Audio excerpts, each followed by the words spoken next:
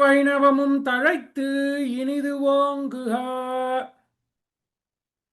நானவனைக் காரார் திருமேனி காணும் அளவும் போய் சீரார் திருவேங்கடமே திருக்கோவலூரே மதிற்கட்சி ஊரகமே பேரகமே பேராமருதிருத்தான் வள்ளரையே வெக்காவே பேராலி தன்கால் நரையூர் திருப்புலியூர் ஆராமம் சூழ்ந்த அனங்கம் கணமங்கைக்காரார் மணி நிறக்கண்ணனூர் விண்ணகரம் சீரார் கணபுரம் சேரை திருவழுந்தூர் காரார் குடந்தை கடிகை கடல் மல்லை ஏறார் பொழில் சூழ் இடவந்தை நீர்மலை சீராரும் மாலிருஞ்சோலை திருமோகூர் சீராரும் மாலிருஞ்சோலை திருமோகூர் பாரோர் புகழும் வதரி வடமதுரை ஊராயவெல்லாம் ஒழியாமே நானவனை ஊராயவெல்லாம் ஒழியாமே நானவனை. மடல் எடுத்தது சரியா தவறா? மடல் ஊர்தும் எடுப்பேன் என்று ஆழ்வார்கள் உரைக்கின்றனரே, இது சரியா தவறா? ஒரு பட்டிமன்றம் மாதிரியே வச்சுக்கலாம். உயர்ந்த காவியம், பக்தி காவியம். இது என்னன்னா, தற்பொழுது நிலையில சொல்ல போனோம்னா ஒரு கவன ஈர்ப்பு தீர்மானம். சட்டசபையில எல்லாம் ஏதாவது ஒரு முக்கியமான விடயத்தை பேசணும்னா அந்த துறை அமைச்சருக்கோ முதலமைச்சருக்கோ இந்த சபாநாயகரிடத்துல இது மற்ற எல்லா பத்தி சர்ச்சை நடந்தாலும் கவனத்தை ஈர்க்கணும். அதுதான் இந்த மடல், ஒரு கவன ஈர்ப்பு தீர்மானம். ஆழ்வார்கள் மடல் எடுத்தனரா? மடல் எடுப்பேன் என்று சொல்கின்றனரே, அது சரியா தவறா என்று பார்ப்போம். இதுக்கு ஒரு முக்கிய காரணம் என்னன்னா, 1920 1940 வரையில தமிழ் மொழிக்கும் பக்தி இலக்கியங்களுக்கும், குறிப்பாக ஆழ்வாருடைய பக்தி இலக்கியங்களுக்கும் கிடைத்த ஒரு பொன்னான காலம். எப்படி 12ஆம் நூற்றாண்டிலிருந்து 15ஆம் நூற்றாண்டு வரைக்கும் திருக்கருவைப்பிரான் பிள்ளான், அதுலேருந்து மணவாள மாமனிகள் ஈராக இருந்த அந்த 300 வருட காலங்கள் எப்படி தமிழ் இலக்கியத்திற்கும் பக்தி இலக்கியத்திற்கும் ஒரு வழிகாட்டி அமைந்ததோ, அதே மாதிரி 1920 1940 வரைக்கும் ஒரு பொன்னான காலம். அந்த காலத்துல தான் எளிய முறையில அருளிச் செயலுக்கு வியாக்கியானம் எளிய முறையில காஞ்சி மகாஸ்வாமி PBA சுவாமி எழுத ஆரம்பிச்சார் 1920களில். அந்த சமயத்துல 3 மகனியர்கள் காஞ்சிபுரமும் கும்பகோணமும் எப்படி ஒன்றிணைந்து தமிழ் இலக்கியத்திற்கும் அதுவும் ஆழ்வார்களுடைய அருளிச் செயலுக்கும் ஒரு பொக்கிஷங்கள், பல பொக்கிஷங்களை கொடுத்திருக்கின்றத பார்ப்போம். இப்படி காஞ்சி மாநகரிலே அருளிச் செயலுக்கு உரைநடை விளக்கங்கள் எளிய முறையிலே பத்ம விபூஷண PBA சுவாமி பண்ணின்னு வந்தார். அதே சமயத்திலே கும்பகோணத்தைச் சேர்ந்த தமிழ் பண்டிதர் முதலாக மகாபாரதத்தை தொகுத்து தமிழ பதிப்பித்தார். அவர் பாஷா துரந்தரர் மணலூர் வீரவல்லி ராமானுஜாச்சாரியார். அவருக்கு நண்பராக 3 பேரை இன்னைக்கு நினைக்கணும். சுவாரஸ்யமான விடயம், இது எங்கேயுமே கேட்டிருக்க முடியாது. ஏன்னா ஒரு பழைய கிரந்தத்துல இருக்கு, அது எத்தனை பேர் கட்டாட்சித்திருப்பார்னு தெரியல. அடியனுக்கு ஒரு பாக்கியம். ரொம்ப உயர்ந்த வரலாற்று நிகழ்வு. அதே சமயத்துல திருப்புறம்பயம்னு கும்பகோணத்துக்கு அருகே இருக்கக்கூடிய ஒரு கிராமம், அதிலே உயர்ந்த அருளிச் செயலிலே ஈடுபட்ட ஒரு பாகவதோத்தமர் ராமசுவாமி நாயுடு அவர்கள்னு பேரு அந்த ஸ்ரீமானுக்கு. இவர்கள் 3 பேரும் செய்த உபகாரம் சொல்லில் அடங்கா. என்ன நடந்தது? இதுக்கும் நம்ம இன்னைக்கு இருக்கக்கூடிய தலைப்புக்கும் என்ன சம்பந்தம்? மடல். மடல் எடுக்கவில்லை, மடல் எடுக்கப் போகிறேன் என்று ஆழ்வார்கள் இருவருமே, 2 பேர் அதை பாடியிருக்கா. 4 பாக்கள் தான். நம்மாழ்வார் மற்றும் திருமங்கை ஆழ்வார் பராங்குச நாயிக்கியாக தன்னிலை போய் பெண்ணிலை ஏற்று, அதே மாதிரி திருமங்கை ஆழ்வார் பரகால நாயிக்கியா பண்ற. பெரியோர்கள் எல்லாம் மடல் எடுக்க உபக்கிரமிக்கிறார், மடல் எடுக்க முனைகிறார் என்று வைத்தனர். இதுக்கு பிபிஏ சுவாமி கேட்கிறார், ஒரு சர்ச்சை ஒன்று வரலாம்.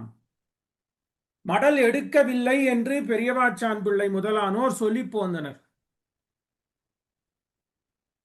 பிபிஏ சுவாமி என்ன சொல்றார்? மடல் எடுக்கவில்லை என்றாலும் ஒரு சர்ச்சை வரும், இதை பற்றி எடுக்காததை எதுக்கு இதை பிரஸ்தாபிக்க வேணும் என்று ஒரு கோடிட்டு 1927 இந்த கால வரைய நன்னா கவனிச்சுனுவாங்க. 1927 இதை பத்தி மேலோட்டமா அவருடைய விரிவுரையில சொல்லிட்டு போயிட்டார். இந்த சமயத்துல தான் 1920களிலிருந்து 32 வரைக்கும் தான் அந்த மகாபாரதத்தை தமிழிலே தொகுத்தார் மகனியர் வீரவல்லி ராமானுஜாச்சாரியார். சரி, அந்த சமயத்துல யாருமே அதற்கு முன் காட்டாத ஒரு விடயத்தை இந்த மணலூர் வீரவல்லி ராமானுஜாச்சாரியார் காட்டுற. இந்த சுவாமி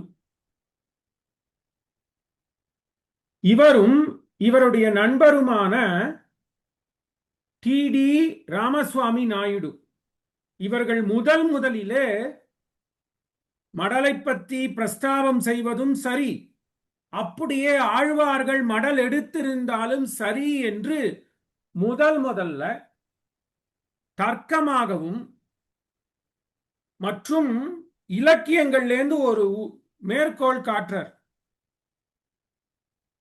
அது வேற யாருமே காட்டாதது ஒன்று. இது எப்படி இலக்கியங்கள்லேருந்து மேற்கோள் காட்டினவர் 1932 வருடத்திலே இந்த சுவாமி. இவர்தான் 1938 வருஷம் சொல்றார், ஆழ்வார் மடல் எடுத்தாலும் தவறில்லை. இதுக்கு முதல் 2க்கு நான் விடை கொடுக்கிறேன்.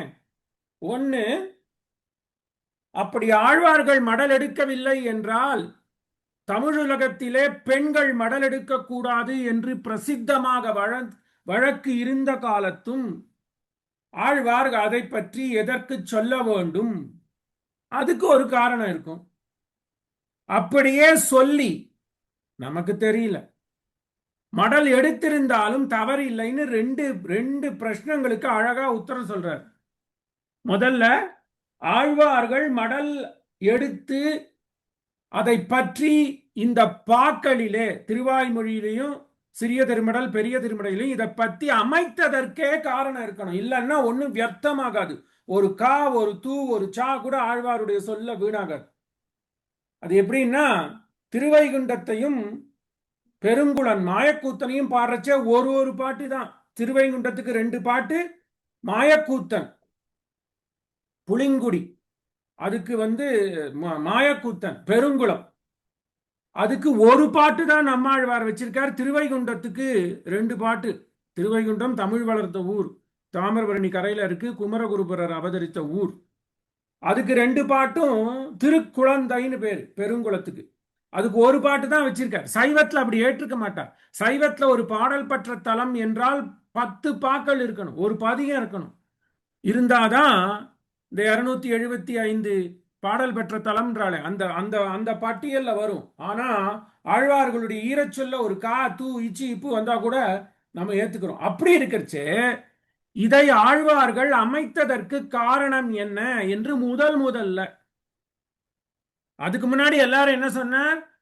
கடலன்ன காமத்தவராயினும் மடல் ஏறார் மகளிர்.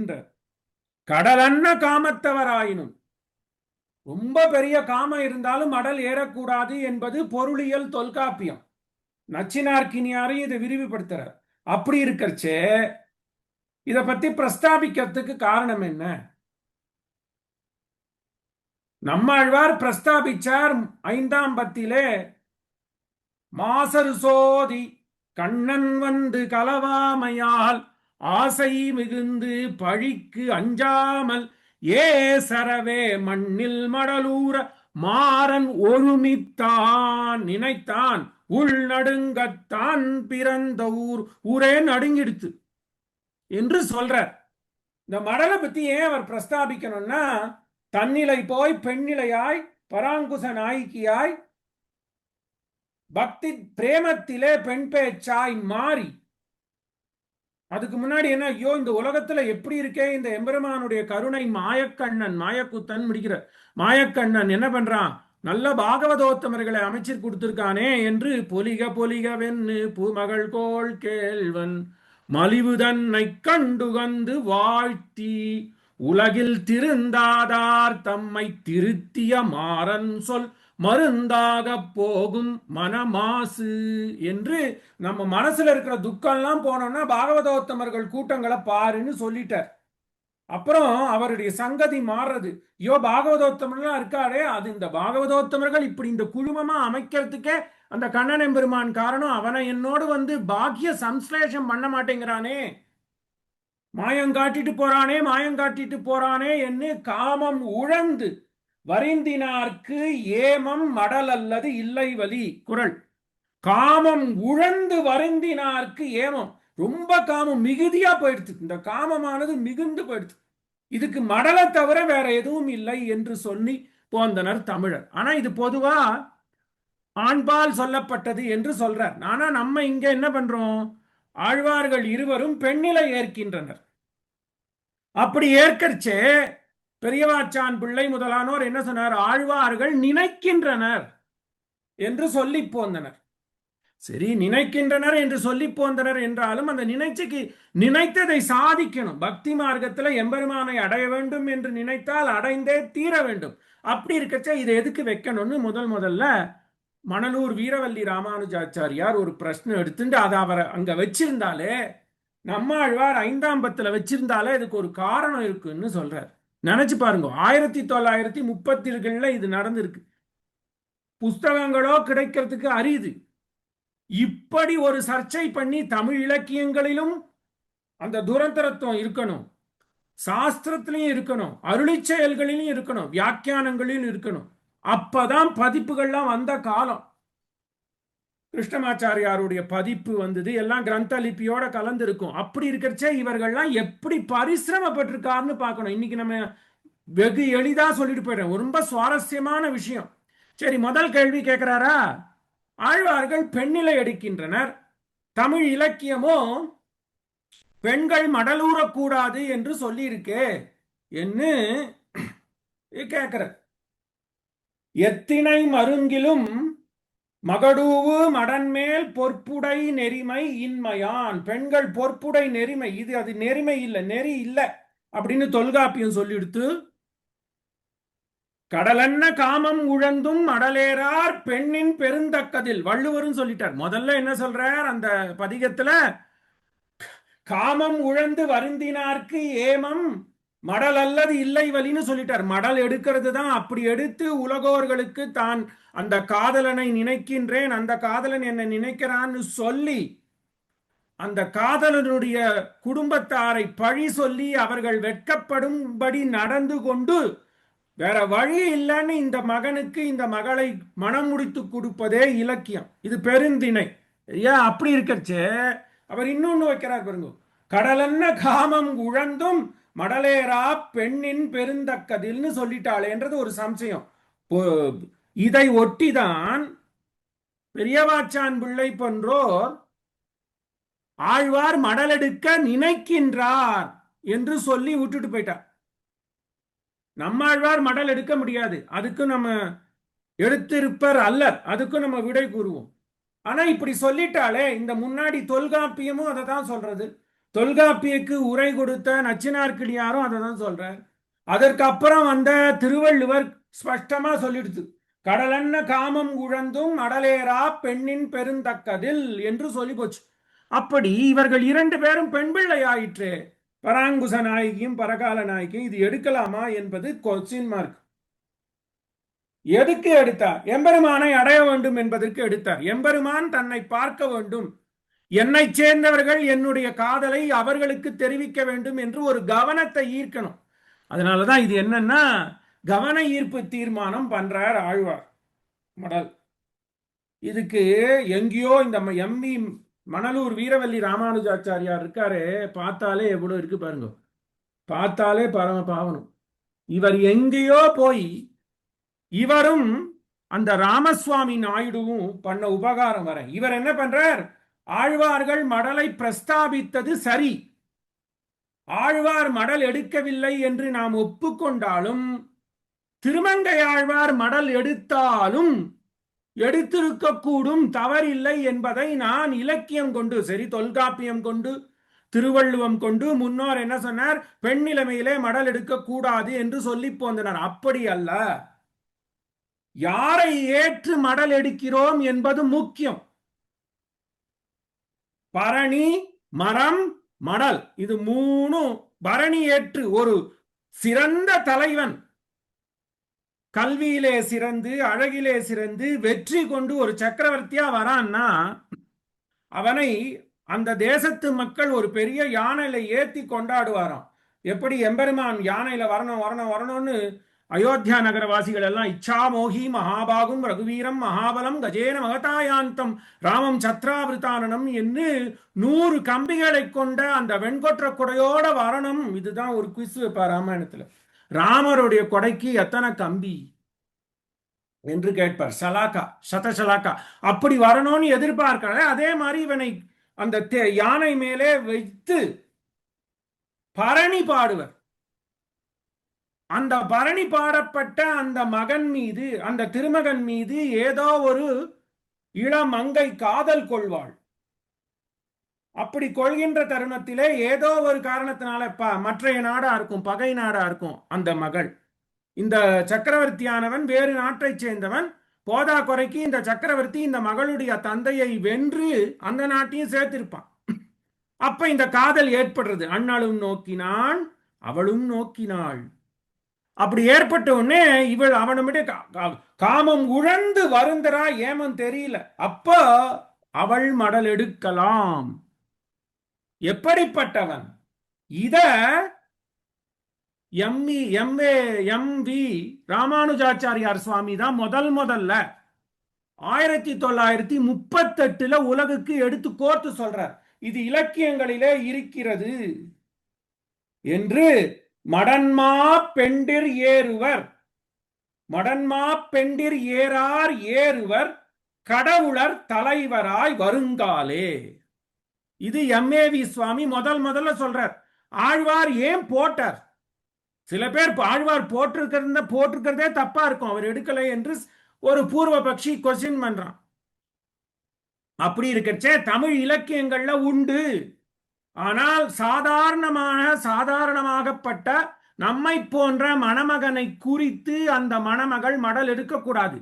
ஆனால் அந்த மணமகனானவன் இராமனை போல தெய்வத்தன்மை உடையவனாயிருந்தால் தமிழர் ஏற்றுக்கொண்டனர்னு முதல்ல இலக்கியத்திலேருந்து எடுத்து சொல்றார். மடன்மா பெண்டிர் ஏறார் ஏறுவர் கடவுளர் தலைவராய் வருங்காலே. அந்த காப்பியத்தில எம்பெருமான் கடவுள் தலைவன், ஒரு சக்கரவர்த்தி. அவனை நினைத்து இந்த மணமகள் காதல் கொண்டாள் என்றால் மடல் எடுக்கலாம். என அவனை தவிர வேறு யாரும் உயர்ச்சி அல்லர். துல்ய சீல வயோவிருத்தாம் துல்ய அபிஜன லட்சணம் திருவடி சொல்றார் சுந்தரகாண்டத்துல. அப்பா சீதைக்கும் ராமருக்கும் என்ன பொருத்தம்! துல்லிய சீல, குணத்திலே இருவரும் ஒன்று போந்தனர், வயதிலே ஒன்று போந்தனர், அப்புறம் அவர்கள் பிறந்த குடிப்பிறப்பும் ஒன்று போந்தது. Perfect match made in heaven என்று அவன் சொல்றான். அப்படி இந்த ஆடவனை காட்டிலும் சிறந்தவன் இந்த மகளுக்கு கிடைக்காது. ஏன் ஊர்லயே கிடைக்காது. கடவுளர் தலைவராய் வருங்காலே. இங்க யாரு கடவுளர்? எம்பெருமான். இந்த பராங்குச நாய்க்கு யாரை குறித்து பாடுறா? இந்த மாயக்கூத்தனை குறித்து மடல் எடுக்கிறா, திருநறையூரை குறித்து மடை எடுக்கிறா, அந்த ஸ்ரீனிவாசனை குறித்து மடை எடுக்கிறா. அப்படி இருக்கும் காலத்திலே மடலை எடுத்தாளா இல்லையா, எடுக்கலாமா வேண்டாமா, தெற்குல எடுக்க, அதெல்லாம் இந்த குழப்பமே வேண்டாம் என்று 1938 இலக்கியங்களிலிருந்து 2 சூத்திரத்தை எடுக்கிறார். ஒன்னு மடன்மா பெண்டிர் ஏறார் ஏறுவர் கடவுளர் தலைவராய் வருங்காலே. நினைச்சு பாருங்க, உங்களுக்கு அந்த காம்பீரியம் புரியல. இது எவ்வளவு தமிழுக்கு பெரிய தொண்டு. இது வரைக்கும் இது பெரிதாக பிரஸ்தாபப்படலை. ஏதோ ஒரு குறிப்புல ஒரு நூல்ல இருந்ததாக அடியனுடைய கிரகத்துல குறித்து வைத்திருந்தனர். ஒரு 2 வாரத்துக்கு முன்னாடி இதனுடைய சுவாரஸ்யம் புரிஞ்சது. பெரியவாச்சான் பிள்ளை உரையிலும் இல்ல, பிபிஏ சுவாமி உரையிலையும் இந்த மேற்கோள் இல்லை. ஆக ஆழ்வார் எது பண்ணாலும் சரிதான். கடவுளர் மேற்றே காரிகை மடலை 2வது சூத்திரம் சொல்றார். ஒன்னு கடவுளர் தலைவராய் வருங்காலே மடல் எடுக்கலாம் என்று ஒரு சூத்திரம், அப்புறம் கடவுளர் மேற்றே காரிகை மடலே என்று 2 சூத்திரத்தை இந்த வீரவல்லி ராமானுஜாச்சாரியார் எடுத்து 1938 இந்த ராமசாமி நாயுடு அவருக்கு அருளிச்செயல் வித்வான்னே பட்டம் கொடுத்திருக்கார். என்று கும்பகோணத்துக்கு அருகில இருக்கக்கூடிய திருப்புறம்பயம் என்ற ஊர், இப்ப திருப்புறம்பயம்ன்ற அந்த ஊரிலே பிறந்த இந்த ராமசாமி நாயுடு அவர் ஒரு வைத்தியர், சித்த வைத்தியர். அவ குடும்பம். இவருக்கும் மணலூர் வீரவல்லி ராமானுஜாச்சாரிக்கும் எப்படி பரிச்சயம் நெருக்கமாச்சுன்னா, மணலூர் வீரவல்லி ராமானுஜாச்சாரியார் அகத்தில் இருப்பவருக்கும் அவருக்கும் கண்வலி வந்துருச்சு. இப்ப கண்வலி வரச்சே எல்லாரும் பிரசித்தமா சொன்னாராம், இந்த திருப்புறம்பயம் நாயுடு அவர்கள் இல்லத்துல வழி வழியா அதுக்கு ஒரு சூர்ணிக, ஒரு டிராப்ஸ் வச்சிருக்கா என்று சொல்ல, அப்படி அவர்களுக்கு இடையே ஒரு நட்பானது மலர்ந்தது. என்ன சொல்றார், 1938 இத சொல்றார் பாருங்க. கடவுளர் மேற்றே காரிகை மடலே, மடல் எடுக்கலாம் என்று உலகுக்கு உரைக்கிறார். இதுலயே இந்த உரை, இந்த குறிப்பானது இந்த ராமசுவாமி நாயுடு என்பார் எழுதிய அருளிச்செயலை பற்றி அகத்துறை பற்றிய ஒரு சிறிய புத்தகத்துல இவர் அணிந்துரையா கொடுக்கிறார். இது என்ன ஆகும், the gift keeps on giving சொல்றாரு. இவர் இத குறிப்பு கொடுத்துட்டாரா, அதனால திருவாய்மொழியில 2 பாட்டு மடலை பற்றி வந்ததும் தகும். அவர் எடுக்கிறார், எடுக்கல, எடுத்தாலே சரி என்று இந்த பிரமாணத்தை வச்சு சொல்லலாம். இவர் உடனே சொல்றார், நம்ம பிரமாணம் சொல்லிட்டோம் என்று 5 ஆதாரங்களை இந்த நாயுடு அவர்கள் புக்கில் வைக்கிறார். நினைச்சு பாருங்க. ஏன்பா மடல் எடுக்கலான்னு சொல்றாளே, மடல் எடுத்தார்னு சொல்றாளே, ஆனா தென் தேசத்துல மடல் எடுக்க கூடாதுன்னு தொல்காப்பியம் சொல்றது, திருக்குறள் சொல்றதுன்னு சொன்ன போது இவர் 5 விடை கொடுக்கிறார். ஏன்பா ஆழ்வார் சொன்னதுதான் வேதம். முதல்ல என்ன சொல்றார், வேதத்துல சிலது உலக வழக்கிற்கு ஏற்புடையதாக இல்லாமல் இருந்தாலும் அது பிரமாணம், ஸ்வத பிரமாணமானதாலே அதை பற்றி கேள்வி கேட்க முடியாது.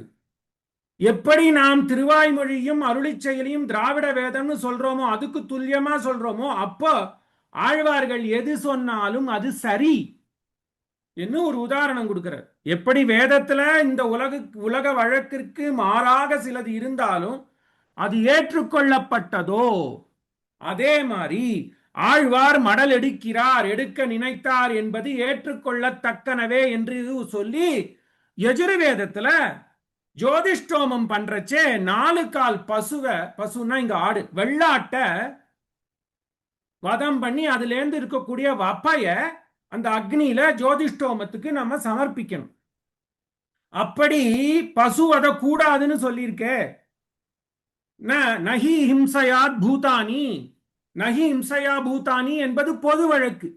பிற உயிர்களுக்கு துன்பம் கொடுக்க கூடாதுன்றது பொது வழக்கு. ஆனால் அக்னிஷ்டோமே பசும் ஆலபத்தே என்று வெள்ளாட்ட அதுக்கு சமர்ப்பிச்சு அதுல இருந்து வரக்கூடிய வப்பைய கொண்டு ஓமம் சொல்லியிருக்கே என்று. அதே மாதிரி எப்படி ஒரு பொது தத்துவம் என்னன்னா, யாருக்கும் துன்பம் கொடுக்க கூடாது. நகி இம்சையா சர்வபூதானி, இது சிஷ்டாச்சாரம். அப்படி இருக்கச்சே இந்த வேதம் என்று சொல்லியிருக்கே. அதே மாதிரி தென் தேசத்திலே பெண்கள் மடல் எடுக்க கூடாது என்று சொன்னாலும் மடல் எடுப்பதற்கு ஒரு தலைவன் எம்பெருமானாக அமையப்பெற்றால் அந்த தலைவியானவள் மடல் எடுக்கலாம். பாருங்க, போட்டு இதுக்கு அவ அவர் என்னவோ 2 மேற்கோள் காட்டிட்டு போயிட்டார். கடவுளர் மேற்கே காரிகை மடலேன்னு சொல்லிட்டு போயிட்டார். இவர் அதை விளைவிக்கிறார். 5 இத மாதிரி யாருமே பண்ண மாட்டா. 5 சரியா? வேதத்தை நீ ஒத்துண்டீன்னா, ஆழ்வாருடைய ஈரச்சொல்ல வேதம் ஒத்துண்டேன்னா அந்த இவர் எழுதினது தான் சத்தியம். அது ஏற்கனவே நமக்கு தெரியும், கூனியோட கதை. ஆச்சா, இதே பதிகத்துல தான் வரும் மாசருப்பு. ஆக ஒண்ணு, பொது வழி இங்க நிக்காது, சிறப்பு விதியை தான் நம்ம எடுத்துக்கணும்னு சொல்றார். அப்புறம் இன்னொரு உதாரணம் கொடுக்கிறார். 2வது பாருங்க. எல்லாருக்கும் தெரியும், கங்குல் பகலரதி கைவிஞ்சி மோகமுரா அங்கதனை கண்டு ஓர் அரங்கரை பார்த்து இங்கிவள் பால் என் செய்ய நீர் எண்ணுகின்ற நிலை. என்னப்பா பண்ண போற? ஏ ரங்கராஜனே, என் பொண்ணை பத்தி நீ என்ன பண்ண போற அப்படின்னு நிக்க வச்சு கேட்கிறா. படுத்துந்து வரை எழுப்ப வச்சு நிக்க வச்சு கேட்கிறா. ஆடி ஆடி அகம் குழக்கரைந்து இசை பாடி பாடி கண்ணீர் மல்கி நாடி நாடி நரசிங்காவென்னு வாடி வாடும் இவ்வாழ்நுதலே. அப்பா, உன்னை நினைச்சு நினைச்சு என் பொண்ணு கண்ணெல்லாம் வீங்கி போச்சு. இவ்வாழ்நுதலே என்ன நிக்க வச்சு ஒரு தாயார் பெருமான கேட்கிறார். ஒரு 50 வருஷம் முன்னாடி இது நடந்த கதை. மாப்பிள்ளை வந்து முதல் தலை தீபாவளிக்கு மாமியாரத்துக்கு போறார். சுட சுட சுட degree coffee, Kumbakonam degree coffee மாமியார் போட்டு வச்சிருக்கா. மாப்பிள்ளைக்கு இந்த டிகிரி காப்பி பிடிக்கும்னு நினைக்கிறா. ஆனா என்ன பண்ணுவா, அவர் ரேழியில நின்று கதவு பக்கம் நின்று தலப்ப மூடிண்டு, ஏய் உன் மணாளனுக்கு காப்பி பண்ணி வச்சிருக்கேன், வந்து எடுத்துன்னு போடி, வந்து எடுத்துன்னு போடின்னு சொல்ல. ஏன் மாப்பிள்ளைகிட்ட நேரா சொல்ல வேண்டியது தானே? லஜ்ஜ, மதிப்பு, லஜ்ஜ. எப்படி ஒரு மாமியானவள் மருமகனிடத்துல பேச மாட்டாளே? இன்னும் 50 வருஷம் முன்னாடி நடந்த கதை. கதவுக்கு பின்னாடி நின்று தலப்ப போத்திண்டு யாரோ 3ஆம் மனுஷாலோட பேசுற மாதிரி இதை இடையில தரகர் மாதிரி பொண்ணை வச்சுப்பா. ஏண்டி, உன் அகத்துக்காரருக்கு காப்பி போட்டு வச்சிருக்கேன், வந்து எடுத்துன்னு போ. உடனே இவ எப்படி இருக்கு கேட்டு சொல்லிடி, காப்பி நன்னா இருக்கா கேட்டு சொல்லிடி என்று இது வென்றாலோ. இப்போ ஒரு 50 வருஷத்துக்கு முன்னாடியே ஒரு மாமியாரானவள் ஒரு மருமகனோட பேசாதிருக்கச்சே, இந்த பராங்குச நாயகருடைய திருத்தாயார் நின்னு பிச்சு கேட்கிறாளே. கங்குல் பகலரதி கைவிஞ்சி மோகமுற இங்கிதனை ஓர் அரங்கரை பார்த்து இவள் பால் என்ன செய்ய போறேன்னு நின்னு பிடிச்சு கேட்கிறாளே. இது எப்படி உலக வழக்குக்கு மாறினது தானே. அந்த பாட்டு இல்லைன்னா திருவரங்கத்துக்கு பிரதானமாவே போயிடுமே. ஏன்னா நம்மாழ்வார் அந்த கங்குலும் பகலும் கைவிஞ்சி கண் துயில் அறியாள் கண்ணநீர் கைகளால் இறைக்கும் சங்கு சக்கரங்கள் என்ன கைகாட்டும் தாமரை கண்ணன்னே தளரும் செங்கையல் பாய் நீர் திருவரங்கத்தாய் இங்கிவள் பால் இவ பக்கத்து இங்கிவள் திறத்து என்ன பண்ண போறேன்னு கேட்கிற. அந்த 10 பாட்டு இல்லைன்னா ஸ்ரீரங்கம் பூலோக வைகுண்டம் இல்லையே. யாரு தாய்ப்பாசுரமா அமைச்சிருக்காரு? அதுவும் ஸ்ரீரங்க ராஜதானியில ராஜனா இருக்கிறவன நின்னு புடிச்சு கேட்கிறா இந்த மாமியார்னா அது உலக வழக்கம் இல்லையே. ஆனா ஆழ்வார் வச்சிருக்காரு தானே நீங்க எடுத்துக்கிறீங்க. அதே மாதிரி 2வது வருங்க, மடல் எடுக்கவில்லை என்று நினைக்க வேண்டாம், எடுத்தாலும் தகும். ஆச்சா, இந்த ஆழ்வார்கள் அப்படி ஒரு காவியம் 3வது வர இந்த மாதிரி ஒரு அதீதமான பக்தி. காமம் உழந்து வருந்தினார்க்கு ஏமம் மடல் அல்லது இல்லை வலி என்று வள்ளுவர் சொல்றதை இங்க உபயோகிச்சுக்கோங்க. இப்படி அதீதமான பிரேமை இருப்பவர்களுக்கு சாஸ்திரம்லாம் 2ஆம் பட்சம். நச்ச சாஸ்திரம் நைவச்ச கர்மம் அத்தியந்த பக்தி.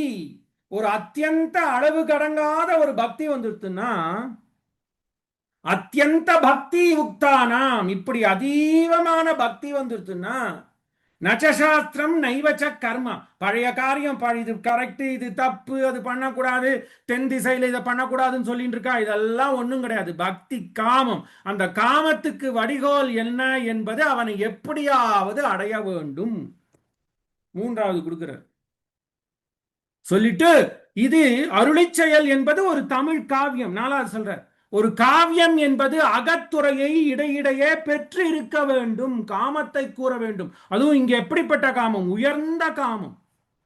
ஒரு உயர்ந்த காமத்தை நடுநடுவிலே சொருகி வைத்தாதான் அது ஒரு காப்பியமாகும் என்று அதையும் தமிழ் இலக்கண வகையில சொல்றார். 4வது. 5வது, மற்ற இலக்கியங்கள் தொல்காப்பியமோ திருவள்ளுவரோ ஒரு சேத்தனனுக்கும் இன்னொரு சேத்தனனுக்கும் இடையே ஏற்பட்ட ஒரு நிலை குறைந்த காமத்தை சொல்றது. ஒரு சேத்தனனை அவர் இந்த நாயுடு அவர்கள் தமிழ்ல சொல்றார், அணுவுக்கும் அணுவுக்கும் ஏற்பட்ட காமத்தை பிற நூல்களிலே காணலாம். ஆனால் ஆழ்வார்களுடைய ஈரச்சொல்லிலே அணுவுக்கும் விபுவுக்கும், விபுன பெரியவன், அணுவுக்கும் விபுவுக்கும் ஏற்பட்ட காமம் கண்ணனுக்கே ஆமதுமாம் தாமம். அதனால இவர்கள் இந்த அகத்துறையை வைத்து மடல் எடுப்பது என்பது சரி. அஞ்சாவது சொல்றார், இப்படி 5 1 பொது பொது விதியை ஏற்காது விசேஷ விதியை ஏற்க வேண்டும். எப்படி மாமி அவர்கள் மருமகனுடன் பேசாதிருக்க ஆழ்வாருடைய தாயார் பராங்குச நாயகியின் தாயார் ராஜதானியில ரங்கராஜனை இழுத்து பிடிச்சு கேள்வி கேட்கிறாளோ அதுவும் விலக்கா இருப்பதனால அதுவும் ஏற்கணும். அப்படி உயர்ந்த பக்தியாலே, பக்தி பாரவசியத்தாலே பிரபன்னர் ஆழ்வார். இது சூத்திரம். ஏண்டா இவர்களை மட்டும் ஆழ்வார்னு சொன்னோம்னா, பக்தி பாரவசியம். இந்த மாதிரி பக்தி யாருக்குமே கிடைக்காது. அப்படி மயர்வர மதிநலம் அருளப்பட்டவர்களிடத்திலே இருக்கின்ற பக்தி பிரபன்னரானாலும் இந்த பக்தி அவர்கள்ட்ட மிளிர்ந்து இருப்பதனாலே இவர்கள் ஆழ்வார்கள். அப்படி அதீதமான பக்தி இருக்கின்ற ஆழ்வார்கள் நச்சசாஸ்திரம் நைவச்ச கர்மம் அதீத பக்தி உக்தான் என்று 3வது விட சொல்றார். 4வது, இது ஒரு இலக்கியம் பா, தமிழ் இலக்கியத்துல அகத்துல அப்படி அப்படியே அகத்துறையை வைத்துத்தான் போக வேண்டும். எப்படி ஆரண்ய காண்டத்திலும் கிஷ்கிண்டா காண்டத்திலும் சக்கரவர்த்தி திருமகன் கதறான், ஏ மலையே, ஏ காடே, ஏ பம்பா நதியே, என் மனாட்டி எங்க போனால் கேட்டு சொல்லு, கேட்டு சொல்லு, சேர்த்து சொல்லுன்னு கதறானே, அது காமம் இல்லாத என்ன? உயர்ந்த காமம். ஆக இந்த அகத்துறையிலே காமத்தை வைக்கிறது தகும் என்று சொல்லி 5 விடயத்தை கொடுக்கிறார். இவரோ 2 மேற்கோளை காட்டிட்டு போயிட்டார். இவர் எப்படி, இதுக்கு மேல எந்த ஆட்சேபமும் வராது. ஆமாப்பா, வேதத்துல சொல்லியிருக்கு, நீ வேதத்தை ஏத்துக்கிறியோன்னு. வேதம் என்ன பண்றது? யாகம் பண்ணுன்றது. யாகம் பண்ணா வெள்ளாட்டத்துடைய வப ஒரு மசில்ல ஒரு பாட்டுன்னு வச்சுக்கோங்க, அதை எடுத்து தான் ஹோமம் பண்ணணும். அதை மட்டும் ஒத்துக்கிற, ஏன்னா அது வேதம் சொல்ற. ஆகத்தியமும் அனாதி, இதுவும் வடமொழிக்கு இணையானது தானே. அப்படி இருக்கின்ற பொழுதுல இதையே நீ ஒத்துக்க மாட்டேங்கிற? நீ பிரபன்னன், நீ ஸ்ரீ வைஷ்ணவன்னா தமிழ் வேதத்தை ஏத்துக்கணும். தமிழ் வேதம் திரு கூட்டல் வாய் கூட்டல் மொழி. திரு என்பது வேதம், தமிழிலே வந்த வேதம். சாஹி ஸ்ரீ திரு. எப்படி மயர்வர மதிநலம் அருளப்பெற்ற ஒரு 16 வயது ஊர்த்வரேசத்தின் வாயிலிருந்து வந்த மொழி திரு வாய் மொழி.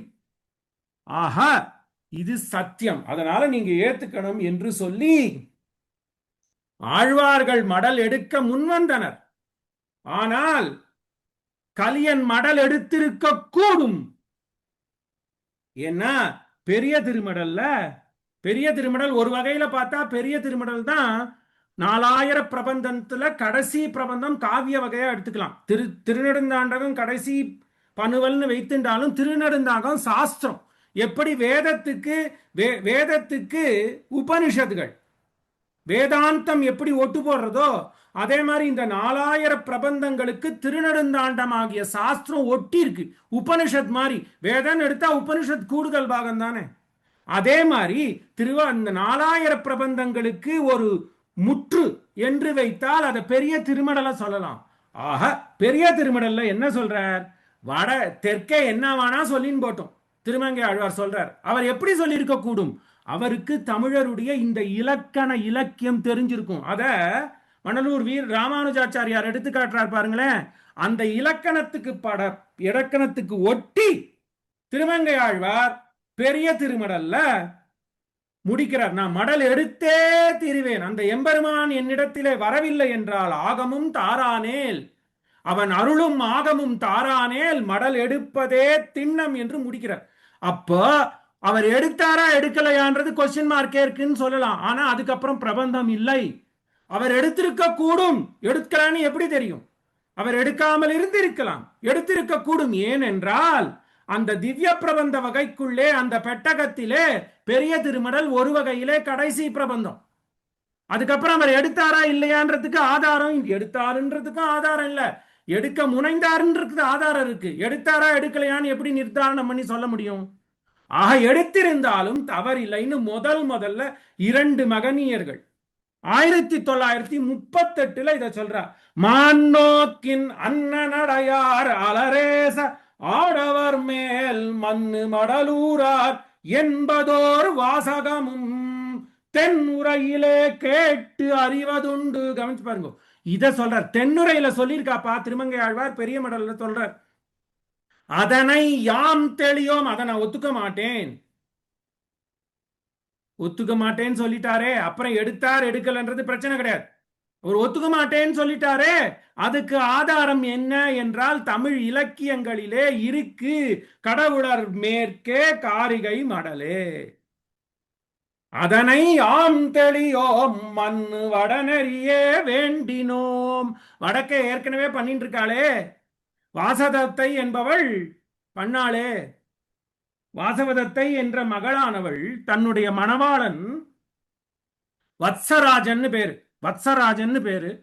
அவனை இந்த வாசவதத்தையோடைய தந்தைக்கு பிடிக்கல. உடனே அவனை பந்தியம் பண்ணி காலில் போய் வளையத்தை போட்டு தெரு தெருவே இதான் உனக்கு பனிஷ்மெண்ட் பாரு, என் பொண்ணோட காதல் கொண்டையான்னு சொல்றானே. அப்படி வாசவதத்தை என்பவள் வத்சராஜனிடத்திலே காதல் கொண்டு மடல் எடுத்தாளே.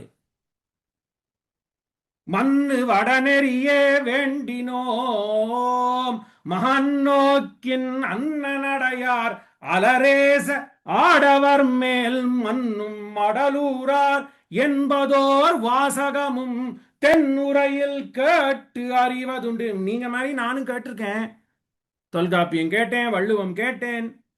அதுல எல்லாம் பெண்கள் எடுக்கக்கூடாதுன்னு சொல்லியிருக்காளே, அதையே நான் ஒத்துக்கொள்ள மாட்டேன். ஏனென்றால் என்னுடைய மணவாளன் யாரு? திருநறையூரில் இருக்கக்கூடியவன். ஆக பிற நூல்களிலே காணும் விதி சாமானிய விதி என்றும் அது ஆழ்வார் அகப்பொருள் இயல்களை வரையிட்டு கட்டுப்படுத்துவது இயலாது. நாயுடு முடிக்கிறார்.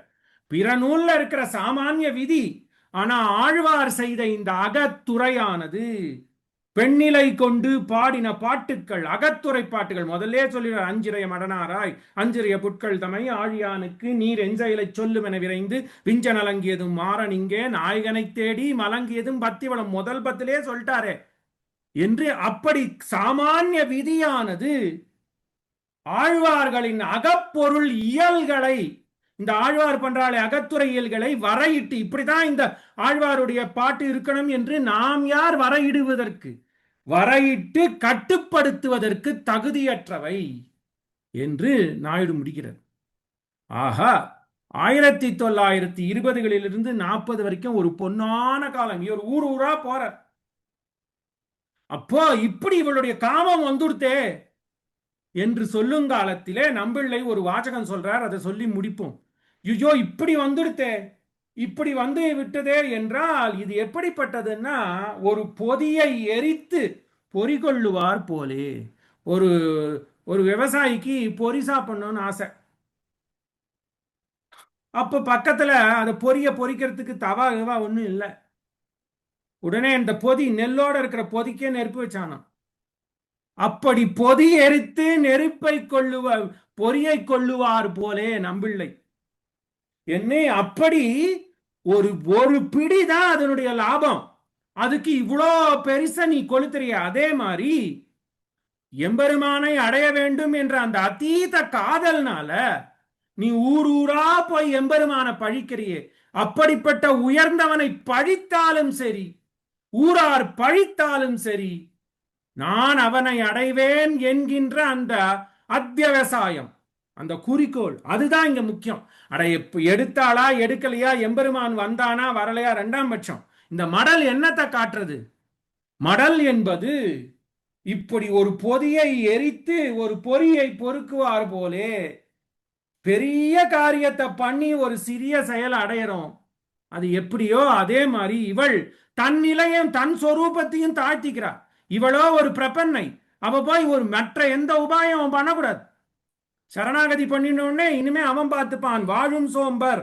அப்படி இருக்கும் பட்சத்துல இவ போய் இந்த மடல் எடுக்கிறா, எடுக்கிறதே தப்புன்னு சொல்றா. அப்படி இருந்து நான் எடுத்தே தீருவேன் என்று சொல்லி ஊர் ஊரா போறா. இவள் இருப்பதோ மங்கை மடம். திருமங்கை ஆழ்வார் பார்த்தேன்னா இவள் இருப்பதோ மங்கை மடம், அவன் இருப்பதோ திருநறையூர். இங்கேருந்து மங்கை மடத்திலேருந்து திருநறையூருக்கு தானே போனோம், ஊர் ஊரான போறா. இவ திருநறையூருக்கு தான் போனோம், ஆனா அவ அப்படி போலையே ஊர் ஊரா போறா. ஏற்கனவே முதல்ல இந்த ஆத்தியத்துல நம்ம பார்த்தோம். இத முதல்ல உபக்கிரமிக்கிறச்சே சிறிய திருமடல்ல இருந்து இவ எந்தெந்த ஊருக்கெல்லாம் போய் இருக்கிற பெருமானெல்லாம் வஞ்ச புகழ்ச்சி பண்றா. திருமையத்து இன்னமுது வெள்ளத்தை இந்தளூர் அந்தணனை மண்ணும் மதிக்கட்சி வேடிக்கை வேளுக்கையாளரியை மன்னிய பாடகத்தெம் மைந்தனை வெக்காவில் உன்னிய யோகத்து உறக்கத்தை ஊரகத்துள் அன்னவனை அட்டபுயகரத்தி அம்மான் ஏற்றை என்னை மனங்கவர்ந்த ஈசனை வானவர் தம் முன்னவனை மூழிக்களத்து விளக்கினை அன்னவனை ஆதனூர் ஆண்டளக்கும் ஐயனை நென்னலை இன்றினை நாளையை நீர்மலை மேல் மண்ணு மறை நான்கும் ஆளானை புல்லாணி தென்னன் தமிழை வடமொழியை புல்லாணி தென்னன் தமிழை வடமொழியை நாங்கூரில் மண்ணு மணிமாடக் கோயில் மணாளனை நன்னீர் தலை சங்கத்து நான்மதியை நான் வணங்கும் கண்ணனை கண்ணபுரத்தானை தென்னரையூர் மண்ணும் மணிமாடக் கோயில் மணாளனை கல்நவில் தோல் காளையை கட்டாங்கு கைதொழுது என் நிலைமை எல்லாம் அறிவித்தால் எம்பெருமான் தன் அருளும் ஆகமும் தாரானேல் தன்னை நான் மின்னிடையார் சேரியிலும் வேதியர்கள் வாழ்விடத்தும் தன்னடியார் முன்பும் தரணி முழுதாலும். எப்படி இந்த ஊருக்கெல்லாம் போய் அவனை திட்டி தீர்த்து தன்னடியார் முன்பும் அவனுடைய அடியார்கள் முன்பிலே தரணி முழுதும். ஏற்கனவே சொல்லிட்டா, ஆரம்பிச்சா திருமையத்துல ஆரம்பிச்சு திருநெல்வேலூர் போறதுக்குள்ள இருக்கிற கோயில் எல்லாத்தையும் சொல்லிட்டா. தன்னடியார் முன்பும் தரணி முழுதாளும் கொல்நவிலும் வேல்வேந்தர் கூட்டத்தும் நாட்டகத்தும் துண்ணு படல் திறத்து புக்கு இப்படி என்று சொல்லி நான் மடல் எடுத்து அவனை வஞ்ச புகழ்ச்சி செய்வேன். வேற வழி இல்லாத அவன் என்கிட்ட வந்துதான் ஆகணும். ஆக மடல் பாருங்க, காவியம். மடல் படிச்சா என்ன? முதல்ல பக்தி சாஸ்திரம் தெரியறது, வாழ்வியல், வடக்கே எப்படி வாழ்ந்தனர் தெற்கே எப்படி வாழ்ந்தனர்னு தெரியறது. இதெல்லாம் சாஸ்திர பிரகாரம் நடந்ததுன்னு தெரியுது. 15ஆம் நூற்றாண்டிலிருந்து 20ஆம் நூற்றாண்டு வரைக்கும் இதை எப்படி மக்கள் அனுபவித்தார் என்று தெரியுது. இதோட ஒரு இலக்கியம் நமக்கு வேணுமா? ஆக எம் மணலூர் வீரவல்லி ராமானுஜாச்சாரியார் மூலம் திருப்புறம்பயம் நாயுடு அந்த ராமானுஜதாசர் மூலமாக நாம் என்ன தெரிகிறது? இலக்கியத்திலே இது ஏற்றுக்கொள்ளப்பட்டது. எப்போது என்றால் அந்த தலைமகன் இறைவனாக இருக்கும் காலே.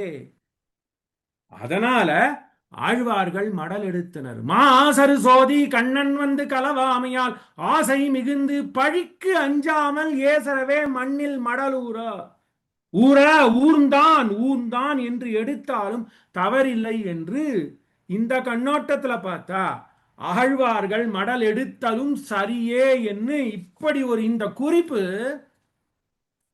அடியனுடைய கிரகத்துல இருந்திருக்கு.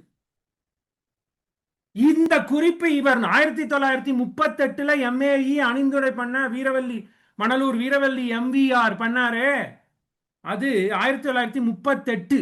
அதுக்கப்புறம் இதை பத்தி பிரஸ்தாபம் எங்கேயுமே இல்லை. அப்புறம் 1955 பாருங்க, இந்த வீரவல்லி ராமானுஜாச்சாரியார் சொன்ன மேற்கோள் சரி என்பது சென்னை பல்கலைக்கழகத்துல தமிழ் துறை சிம்ம சொப்பனம் ராபி சேத்து பிள்ளை, வையாபுரி பிள்ளை, BR புருஷோத்தம நாயுடு இவர்கள்லாம் தமிழை ஈட்ட தமிழாக்கம் செய்தனர். அதுல பார்த்தோம்னா 1955ஆம் வருடம், இது 38 முதல்ல வெளியில தெரிவிக்கிறார். வேற யாரும் பண்ணல. அண்ணங்கராச்சாரியாருடைய உரையிலும் இது இல்ல. இந்த சூத்திர உரை சொன்னேனே, கடவுளர் மேற்கே காரிகை மடலேன்னு சொன்னோமோ, அத BR புருஷோத்தம நாயுடு ஈட்டின் தமிழாக்கத்துல 1955ஆம் வருடம் சென்னை பல்கலைக்கழகத்தாராலே பதிப்பிக்கப்பட்டது. அதனுடைய துறைவர் யாரா இருந்திருக்கா? வையாபுரி பிள்ளை. அவர் தான் தமிழ் லெக்சிகான் இருக்கிற தமிழ் சொல்லுக்கெல்லாம் அர்த்தம் போட்டு பண்ணார். அவர் ஏற்றுக்கொண்டார். ஆக BR புருஷோத்தம நாயுடு இதை ஆதரித்து 1955 எழுதியிருக்கார். இதை நம்ம தமிழ் இலக்கியத்தை படிக்கிறது இல்லை. நினைச்சு பாருங்க, 38ஆம் வருஷம் கும்பகோணத்துல இருப்பவர்களுக்கு எப்படி தெரிந்தது? அதுவும் தர்க்க சாஸ்திரத்துல சொல்றார் பாருங்க. தர்க்க சாஸ்திரத்துல இதை எடுத்து சொல்றார். எப்படி சொல்லி, தர்க்கம் தெரியலன்னா நாயுடு வாழ முடியாது. அது தர்க்கத்துல ஒண்ணு அபச்சேத நியாயம்னு ஒண்ணு இருக்கு. அப்படின்னா முன்னாடி சொன்னது முக்கியமா பின்னாடி சொன்னது முக்கியமான ஒரு வார்த்தையில முதல்ல ராமன் கண்ணன் போனான்னா கண்ணன் தான் முக்கியம்.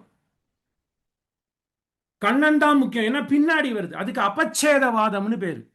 இத சொல்றாரு பாருங்க. எப்படி அப்படி வடமொழியில சொன்னதை ஏற்கலாம் ஆழ்வார்கள், ஏன்னா அதுக்கு தான் பிராதானியம் கொடுக்கணும் அபச்சேத வாக்கியத்தினாலே என்று சொல்றாரு. அதுக்கு எப்படி தெரியும்னா, புல்லாணி தென்னன் தமிழை, முதல்ல தமிழ் வந்துருத்தா, அப்புறம் வடமொழியை, வடமொழியில தானே வாசவதத்த கதை இருக்கு. எதுக்கு பிராதானியம் கொடுக்கணும்? பின்னாடி வர வடமொழியில இருக்கக்கூடிய சிஷ்டாச்சாரத்துக்கு. ஆக எப்படி பார்த்தாலும் ஆழ்வார்களுடையது வேதம், வேதமே என்று நம்ம ஒற்றுக்கொள்ளணும்னா கூனி முதுகுல மண்ணூருடைய அடிச்சான்றதை நம்ம ஏத்துக்கிறோமோ, அதே மாதிரி மடல் எடுப்பதும் தகும் என்று இந்த 2 பேர் இல்லைன்னா புரிஞ்சிருக்காது. சரி, இதெல்லாம் முடிப்போம். இதனுடைய சுவாரஸ்யம் என்ன?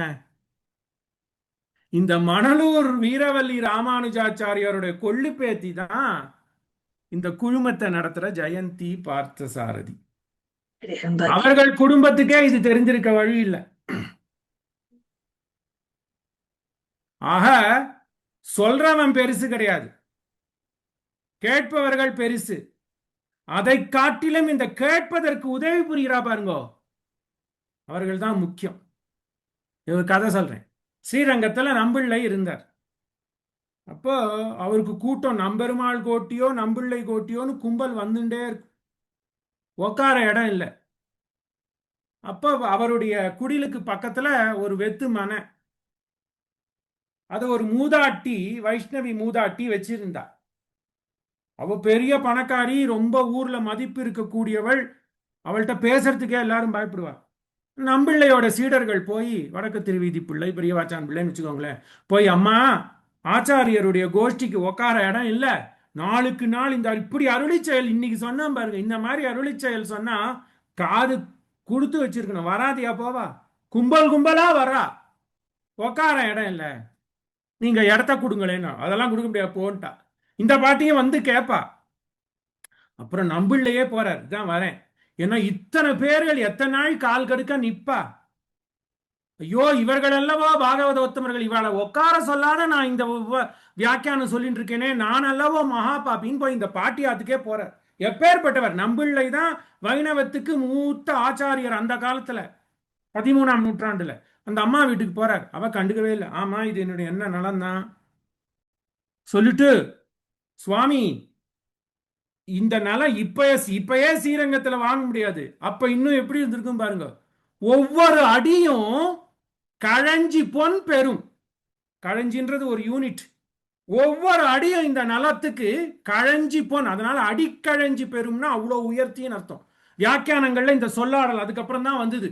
அடிக்கழஞ்சி பெறும் அப்படின்னா இவ்வளோ உயர்ந்தது. இப்ப நம்பிள்ளை சொன்னாரே, மடல் எடுக்கையாவது போர் சுட்டு பொறி பொறிக்கை கொறிக்கையை போன்றது. எப்படி எழுதியிருக்காரு பாருங்க, மடல் எடுக்கையாவது போர் சுட்டு பொறி கொறிக்கையை போன்றது இல்லையா, அது அடிக்கழிஞ்சு பெறும். இந்த தமிழ் சொல்லாடலே அடிக்கழி, ஒரு பொண்ணு வைரம் கொடுக்கலாம். ஏன் சுவாமி உமக்கு தெரியாதா? இந்த லொகேஷன் பாருங்க, எம்பெருமான் திருவடிக்கு கீழே, ஏன்னா கீழப்படி பக்கம் தான் நம்பிள்ளையோடைய இடம் சொல்றார், இன்னைக்கும் நீங்க பார்க்கலாம் போய். அப்படி இருக்கிறச்சே அங்க பக்கம் குடியில அந்த பக்கம் இருக்கு திருவடி கீழே, அதுவும் இம்பார்ட்டன்ட். அதை தவிர்த்த நம்பிள்ளையோட அகத்துக்கு பக்கத்துல இருக்கு. லொகேஷன் பாருங்க, ஜியாகிரபி. அப்படி இருக்கிறச்ச இதை போய் நான் இலவசமா கொடுப்பேனா? ஆனா நானும் ஒரு வைஷ்ணவ பக்த, அதனால என்ன பண்றதுன்னு தெரியல. ஒண்ணு பண்ணுங்க, நீங்க எனக்கு பரமபதத்துல இடம் இருக்குன்னு கேரண்டி கொடுத்தேன்னா இந்த இடத்தை தரேன். நம்பிள்ளை சொல்றார், இடம் கொடுத்து இது அமைக்கணுமே, பாகவதோத்தமர்களுக்கு இடம் பண்ணி தரணுமே, பாகவதோத்தமர்கள் இந்த உபன்யாசங்கள்லாம் கேட்கறதுக்கு ஒரு கருவியா அமைந்தே ஏமா நீ இந்த ஜெயந்தியா சொன்ன என்று. ஆமா, நீ இந்த நிலத்தை கொடுக்கறியம்மா, எத்தனை பாகவதோத்தமர்கள் உஜ்ஜீவித்து போவதற்கு நீ வழி பண்ற, நீதான் உத்தமி. நான் போலனாலும் பரவாயில்ல, நீ போற, இது ராமானுஜர் மீது ஆணை என்று சொல்லி ஒரு ஓலை எழுதி கொடுக்கிறாராம். ஓலையை வாங்கிட்டு அவ சொன்னா போறாது, நீ எழுதி கொடுன்னு கேட்கிறாவோ, ஓலை எழுதி கொடுக்கிறார். அடுத்த நான் காத்தால பெரிய பெருமாள் சன்னதிக்கு போறா. இவதான் ஊர்ல பணக்காரையாச்சு. இவ வந்து இந்த சுவாமி, இது நம்பிள்ளை மகதாச்சாரியர் எழுதி கொடுத்திருக்கார், இது எம்பெருமான் ஒத்துக்கிறானா கேளும் என்ன அர்ச்சக முகத்தை கொண்டு போய் கொடுக்கிறா. அர்ச்சகர் அத பெரிய பெருமாளுடைய திருவடியில வைக்கிறார். அதுல புஷ்பமா பொரியறது. இந்த அம்மா அந்த இடத்திலேயே பரமபதம் போயிட்டா. இதை ஏடுபடுத்தி வச்சிருக்கார். என்ன விஷயம் பாருங்க. இந்த வீரவல்லி ராமானுஜாச்சாரியாரும் அந்த ராமசாமி நாயுடுவும் நமக்கு பண்ண பெரிய உபகாரம். ஆழ்வார்கள் எது பண்ணாலும் சத்தியம் என்பதை உதாரணம் கொண்டு நிரூபிக்கிறார். இதை நமக்கு வெளிப்படுத்துறதுக்கு இந்த மாமி ஒரு குழுமத்தை அமைச்சு வச்சிருக்காளே. யார் இவ? நம்பிள்ளை காலத்திலே வாழ்ந்த மூதாட்டியை போல் அல்லவோ. தமிழும் வைணவமும் தழைத்து இனிது ஓங்குகா.